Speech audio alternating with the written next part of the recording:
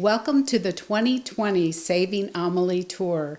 I'm Terry Gillespie. And I'm Kathy Galkey. Today in video 7, we're talking trip preparation, getting ready to go. The first thing we need to do is get our passport ready. If you have a passport, great. Check the date. Make sure that it will be current through June of 2020, into July at least. And if you don't have a current passport, update it. You can do that online or in person at your local courthouse, or you can apply for a new one. If you've never had one, that's the place to apply, either in the courthouse or online. But do that as soon as possible so you'll be ready. And then I'm going to want to know what to pack. So we're going to Israel and to Germany, 2 different countries, and a day in Austria. They are different climates. Israel is mostly desert and hot, and Germany, we're going to be in the Alps, but it will be summer. So we're going to talk a little bit about both, mostly about Israel, because that's the one that's different for most of us. So it's Israel, it's June, it's bound to be hot. Terry, you've been there several times. Can you tell me what I should wear there? Well, first of all, I just want to assure everyone the buses are well air conditioned. Oh, good. Yes. Glad to hear that. So you're, as Kathy said, it's very dry and arid in Israel, so you don't have to worry so much about the humidity. But it does get hot. Now in the desert, actually, and in the mountains, in the morning and in the evening, it's actually cool. Okay. So what we want to do is we want to layer our clothing. Okay, kind of like this. Exactly. Like something light, and then a cardigan maybe, or a light jacket. Or on a top? light jacket, Okay, yes. good. So it's there are all sorts of different companies out there that specialize in travel clothing, but getting clothing that breathes. Yeah. Shorts are okay, not short shorts. Dresses. Some people like to wear long dresses. Yeah, flowy dresses to the be cotton. cool. Yes, Skirts. that's fine as well. For men, you're going to want to try to avoid, in Israel, try to avoid jeans because it will be like a mini sauna everywhere you walk. Yeah, just too hot and heavy. Yes, so try to, khakis are okay, but anything of breathable cotton Or linen. is good. Or linen. Yeah. Linen is very good. Yeah. Okay, and that's pretty much true in Germany. You want to layer your clothing. Because we'll be in the Alps part of the time, you will want to have a cardigan or maybe a jacket that's just a little bit warmer. Not a lot, because again, we'll be in buses, we'll be in churches and museums, we'll be indoors some, and we'll be outdoors some, and it will be summer. But pretty much the same, maybe just a little extra, one cardigan or something. So there are some questions about Israel, though. Mm-hmm. We will be visiting a couple of holy sites, I think, yes. like the Western Wall, and I think there are some restrictions for that, right, Terry? Yes, modesty restrictions. Okay. Actually, for women and for men, from the collarbone down, I wore one of my pashimas, but from the collarbone down to about here, below your arm, you're going to want to be covered. And about an inch below the knee and down, it's okay if you're not covered. And that all the way up, you need to be fully clothed. So you maybe want a shirt with a collar and maybe 3/4 sleeves, yes, maybe, or a cardigan to go on top for that time. You just have to be careful of the collarbones. Yes, of the collarbone. Yeah. And a skirt that goes down below your knees. Yeah. Or pants. And you were talking about those zip pants the other day for men. I think North Face, some of the other companies, they actually have pants. I think they have them for women as well. Okay. Where it looks like just a pair of slacks, but then you can zip off at the knee and they turn into shorts. Yeah, as long as they cover the knee, right? Yes. That's the thing for the holy sites. Okay. And, what if, like I want to do this, what if we want to participate in the full immersion baptism at the Yardenit baptismal site on the River Jordan. What do we wear for that, and can we change? How's that going to work? Well, the facility there provides a white robe that you can wear actually in the river. However, I have personal experience, well, not personal experience, but You have borne witness. I have borne witness that they are see-through. They are transparent once they get wet. Okay, So, good to know. Good to know. So it's really important that what we'll do is we'll remind you to bring a whole set of clothes. Or you can wear your swimming suit underneath it. As far as shoes, if you have a pair of beach shoes, I wouldn't recommend flip-flops because there is current there's not much of a current, but there is a little bit of a current in the Jordan River. Okay. And, people will lose their shoes. Yeah. So just a pair of shower or beach shoes. Yeah. And that will work also for the Dead Sea. Okay. Now, in as far as after our beautiful ceremony, then there is a men's locker room and there's a women's locker room, and it's very spacious, and you can change and rinse off and bring dry clothes and yes. Dry our hair, maybe? Can we dry our hair? I believe the last time I was there, we actually used the blow hand dryers. You just, to just turn swivel it them up and yeah. Or our hair won't take long to dry in the desert. Yeah, Or I guess that's in the the mountains. warm, yeah. But still, it'll still be warm. Yeah. Right. Okay, so what about the Dead Sea? I guess we could wear those same beach shoes in the Dead Sea, right? Mm-hmm. And what should we wear for clothing, and how do we get cleaned up? And tell me about that. Well, I highly recommend that if you feel comfortable wearing a swimming suit or swimming trunks, people are there in bikinis and everything. But anything that you don't mind getting muddy.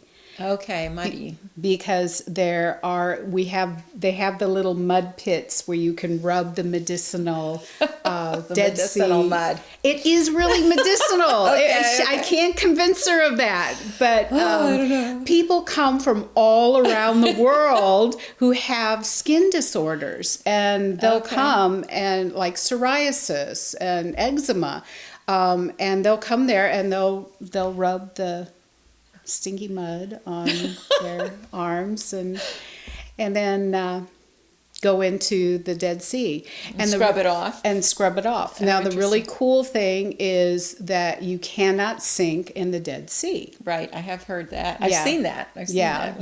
You'll bob, Yeah. but and this is another recommendation: do not shave the day before you go into the Dead Sea, because it is salt. And that would sting, right? It stings. Okay. Yes, we learned that the hard way. Yikes. And you just simple things. We'll go over that on the day we go to the Dead Sea. But just simple things like don't swallow it. It won't hurt you. In fact, it's really good for your gums. But it tastes really bad.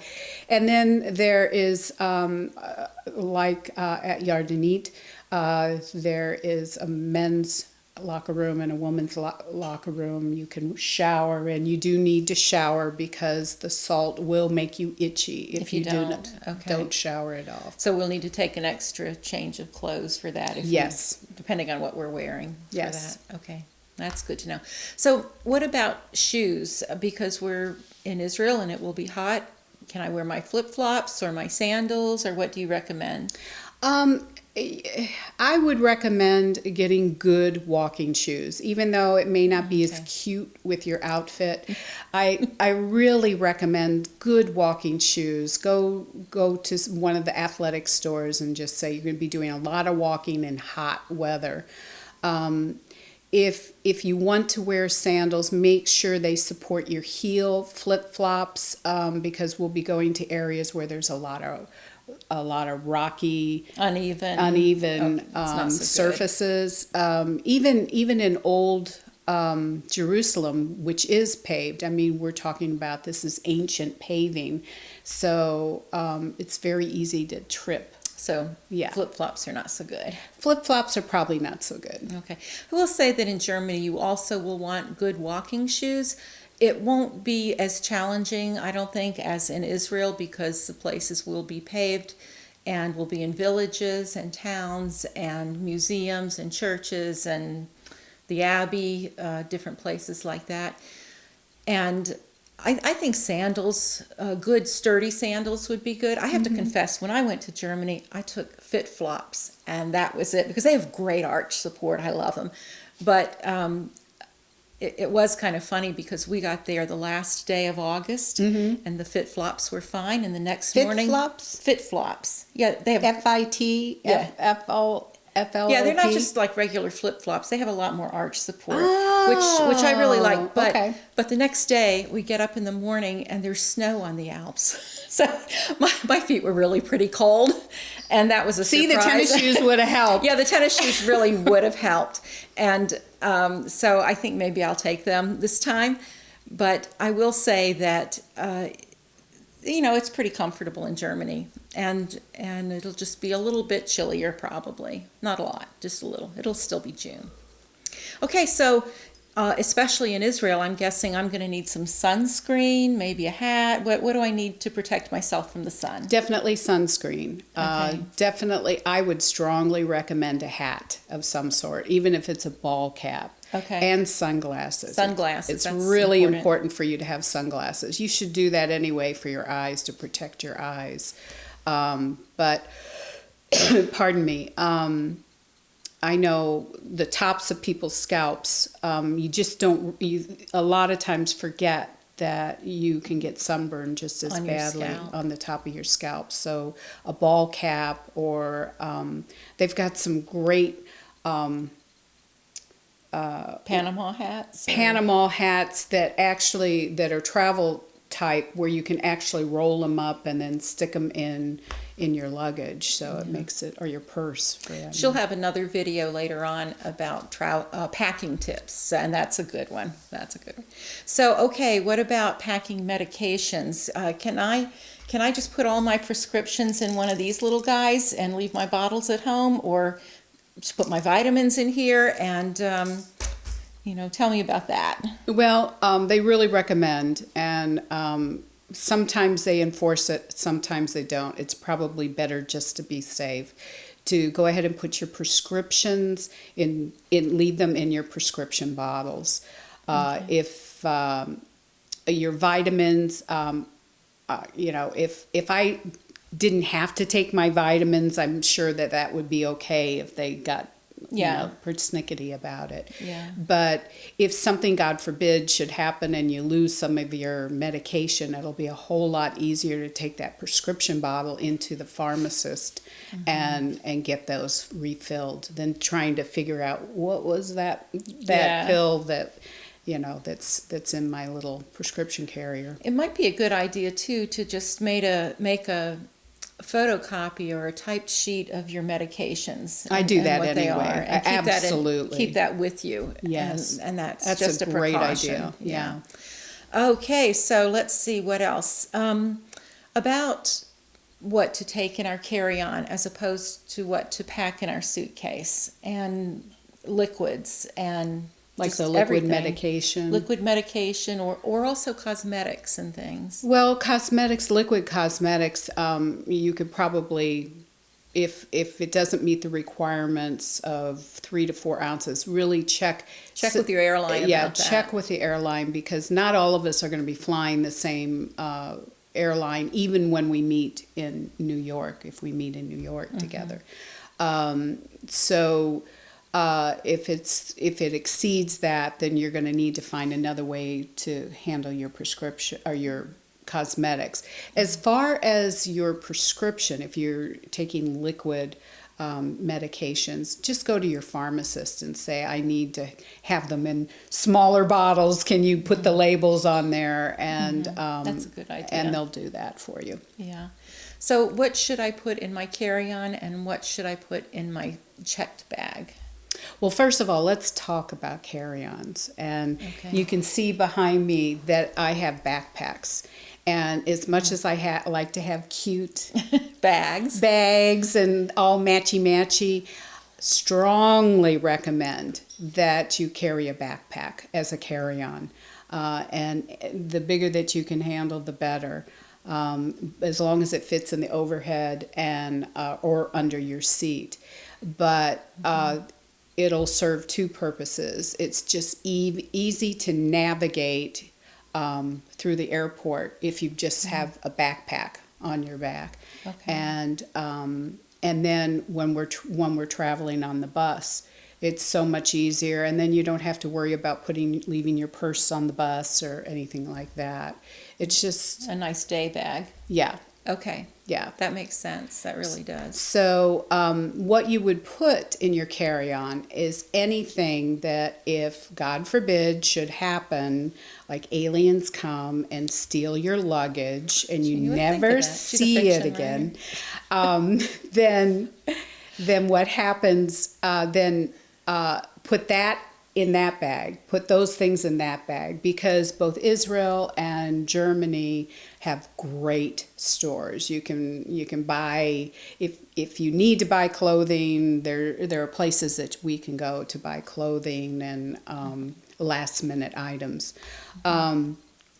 So what should go on your carry-on is your jewelry, your prescriptions, your makeup, at least one change of clothes, and a clean set of underwear. For sure. And then of course your your personal items like your Bible and your journal and things like that. One thing, if you have room in your suitcase, and if you can do this, I found it really helpful to buy a bag that just folds up, just a cloth kind of a bag or nylon kind of a bag or something that zips, but that you can put flat in your suitcase that you check, and then you have something that you can fill with souvenirs later if you want to. And if you can't put them in there, you can put some of your clothing in that and either check it or carry it on, and then pack your souvenirs in your suitcase. So that's a little handy tip too. Yeah, just realize that I've never had any problem going into Israel, but domestically, I have had somebody go through my luggage and take things. Really? Yes. Okay. Yes. So Good to know. and they won't allow you to lock it for security reasons now. So people are going to go through your luggage anyway for security reasons, and it's just too easy. It's just too big a temptation for some people, and so Okay, that's good. don't let them be tempted. Okay, good to know. So what about voltage adapters? Because we're going, Israel and Germany.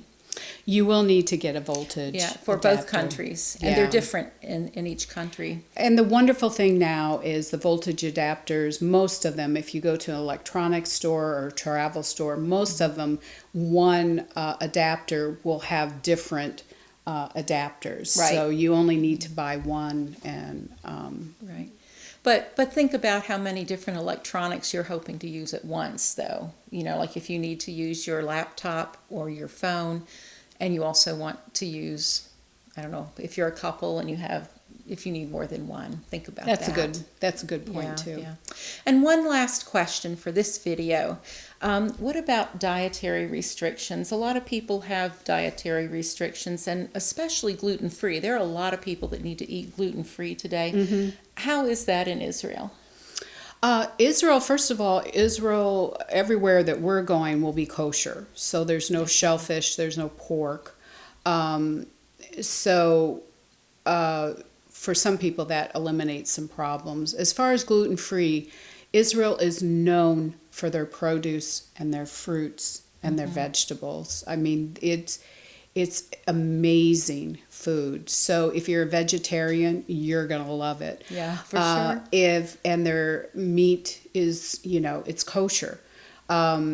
So as far as special dietary requirements, we just need to know so that we can let our EO representative know. Right. But hummus, which is just chickpeas, baba ganoush, which is eggplant.